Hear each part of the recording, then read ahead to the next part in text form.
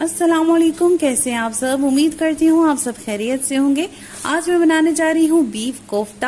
تو بیف کوفتہ بنانے کے لیے میں نے یہاں ½ kg بیف لیا ہے اور یہ بوٹی میں ہے، تو چلیے میں اس کو اب باریک چاپ کر لوں گی، بہت ہی باریک قیمہ کر لوں گی۔ لگا لی ہے تو ہم اس کو اب باریک قیمہ کر لیں گے۔ جی تو بیف کو میں نے بالکل باریک قیمہ کر لیا ہے۔ اب ہم اس میں کچھ مسالے شامل کریں گے۔ 3 سے 4 عدد ہری مرچی اس میں شامل کر دیں گے۔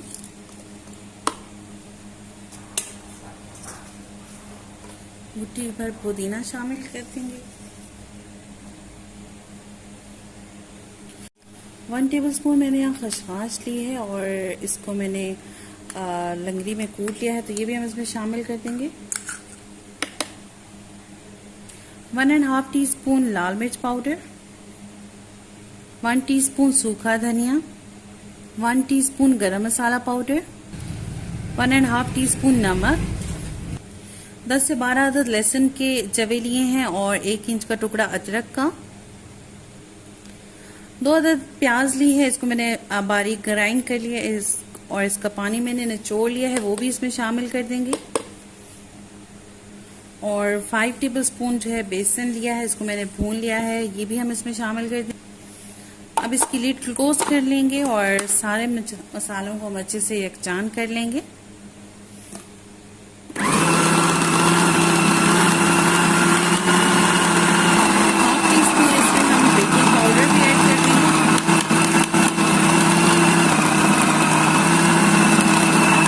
جی تو ہاتھوں کو میں نے اچھے سے گریس کر لیا ہے۔ اب ہم تھوڑا تھوڑا سا مکسچر اٹھائیں گے اور اسے اچھے سے بال کی شکل دے کر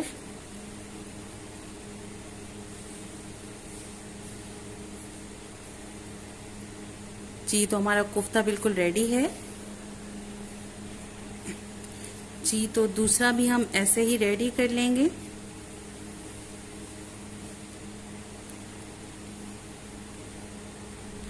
تو اسی طرح ہم سارے ریڈی کر لیں گے، پھر اس کے بعد آپ سے ملتے ہیں۔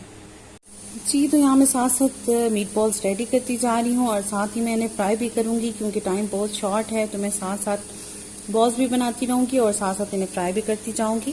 پین میں نے آئل لے لیا تھا، آئل گرم ہو رہا ہے، اب ہم ساتھ اس میں میٹ بالز بھی ایڈ کرتے رہیں گے۔ ان کو ہم نے اچھا سا کلر دے دینا ہے۔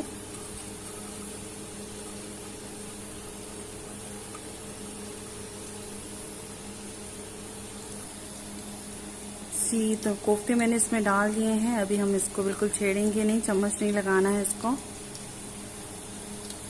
جی کوفتوں کو ہم اس طرح سے ہلاتے ہوئے ان کی سائڈ چینج کرتے جائیں گے۔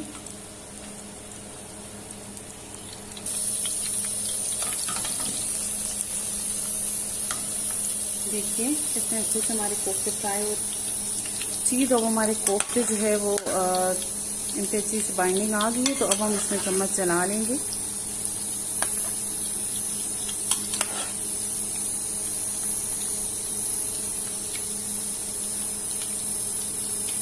کچھ لوگ یہ اسٹیپ اسکپ بھی کر دیتے ہیں، انہیں کچے قیمے کے کوفتے ہی اچھے لگتے ہیں، تو آپ چاہیں تو فرائی کر لیں، ورنہ آپ اس کو ویسے بھی بنا سکتے ہیں فرائی کیے بغیر بھی۔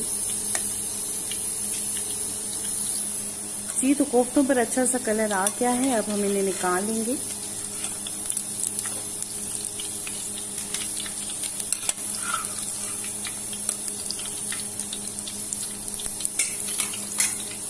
جی تو ہم نے تمام کوفتے اچھے سے فرائی کر لیے ہیں، ہم نے ان کو کمپلیٹلی کوک نہیں کیا ہے، ہم نے صرف ان کو اچھی سی بائنڈنگ اور کلر دیا ہے۔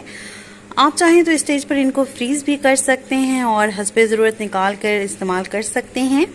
تو چلیے اب ہم اس کے لیے اچھی سی گریوی بنا لیتے ہیں۔ کوفتوں کے لیے میں نے مزیدار سی گریوی بنانے کے لیے یہاں پیازوں کو رفلی چاپ کر لیا ہے۔ 3 عدد ٹماٹر لیے ہیں، ان کو بھی میں نے اس طرح سے بڑے بڑے سلائسز میں کٹ کر لیا ہے۔ 10 سے 12 عدد لہسن کی جوے لیے ہیں، 1 انچ ادرک کا ٹکڑا لیا ہے، 1 ٹیبل اسپون دھنیا لیا ہے، 1 ٹی اسپون پیپریکا پاؤڈر لیا ہے، 1 ٹی اسپون لال مرچ پاؤڈر لیا ہے، ½ ٹی اسپون ہلدی پاؤڈر، نمک حسب ذائقہ اور ½ ٹی اسپون گرم مسالہ پاؤڈر۔ تو چلیے بناتے ہیں مزیدار سی۔ جی تو فلیم میں نے آن کر لیا ہے، پتیلے میں نے ½ کپ آئل لے لیا ہے، اب ہم پیازوں کو لائٹ براؤن کر کے فرائی کر لیں گے۔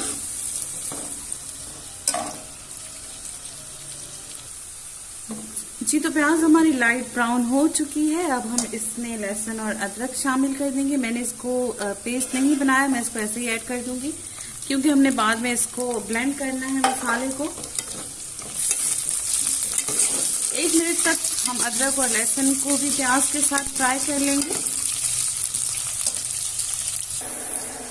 ادرک اور لہسن کے ساتھ پیاز کو فرائی کرتے ہوئے تقریباً 1 منٹ ہو چکا ہے. اب ہم اس میں مسالے شامل کر دیں گے.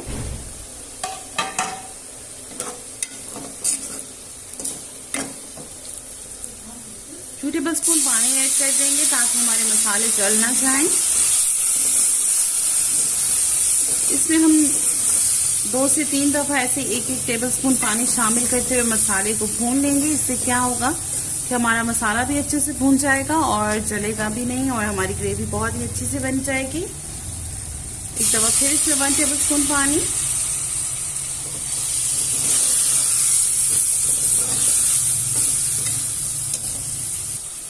مسالہ ہمارے اچھے سے بھون چکا ہے. اب ہم اس میں ٹماٹر شامل کر دیں گے. ٹماٹر کو بھی ہم نے اس مسالے میں تقریباً 2 منٹ تک فرائی کرنا ہے تاکہ ٹماٹر ہمارے سافٹ ہو جائیں. جی تو ٹماٹر کو بھی ہم نے مسالے کے ساتھ 2 منٹ تک بھون لیا ہے. اب ٹماٹر ہمارے سافٹ ہو چکے ہیں. اب ہم فلیم آف کر دیں گے اور اس کو تھوڑا سا ٹھنڈا ہونے دیں گے 5-10 منٹ کے لیے اور پھر ہم اس کو بلینڈر میں ڈال کر اس مسالے کو آئل کے ساتھ بلینڈ کر لیں گے. مسالے کو میں نے بلینڈر میں بلینڈ کر لیا ہے اور اس کو واپس سے پتیلے میں شفٹ کر لیا ہے. اب ہم اس کو مسالے کو بھون لیں گے تاکہ آئل دوبارہ سے سرفیس پر آ جائے. جی تو مسالہ ہمارا اچھے سے بھن چکا ہے, آئل مسالے سے سیپریٹ ہو چکا ہے. اب ہم اس میں کوفتے شامل کر دیں گے. جی تو چمچ چلاتے ہوئے ہم کوفتوں کو اچھے سے مکس کر دیں گے مسالے میں. یہ فروزن کوفتے ہیں اس لیے یہ ابھی ٹوٹیں گے نہیں. اب ہم اس میں پانی شامل کر دیں گے. جی تو کوفتوں میں نے پانی شامل کر دیا ہے. اب اس کو ہم بوائل آنے دیں گے اور پھر میں اس کو پریشر کوک کر لوں گی تقریباً 8 سے 10 منٹ کے لیے. اس سے یہ ہوگا کہ کوفتے اندر تک بہت ہی اچھے سے سافٹ ہو جائیں گے. جی تو گریوی میں ابال آ چکا ہے. اب میں پریشر کوک کی لڈ کلوز کر دوں گی. جی اسے ہم نے لڈ لگانے کے بعد جو ہے وہ پریشر کوک ہونے کے بعد ہم نے اس کو تقریباً 8 سے 10 منٹ کے لیے کوک کرنا ہے تاکہ کوفتے اندر تک اچھے سے گل جائیں. جی تو کوفتوں کو میں نے 7 سے 8 منٹ کے لیے پریشر کوک کر لیا ہے. اب ہمارے کوفتے بالکل اچھے سے ریڈی ہو گئے ہیں. تو چلیے اس کو ڈش آؤٹ کرتے ہیں. جی تو ویورز ہمارا بہت ہی مزیدار سا کوفتے کا سالن بالکل تیار ہے. آپ بھی اسے ضرور ٹرائی کیجیے گا. امید ہے آپ کو بہت پسند آئیں گے. اگر آپ کو میری آج کی ویڈیو اچھی لگے تو ویڈیو کو لائک کیجیے گا, چینل کو سبسکرائب کیجیے گا. دعاؤں میں یاد رکھیے گا, اپنا بہت خیال رکھیے گا. اجازت دیجیے, اللہ نے کے بعد.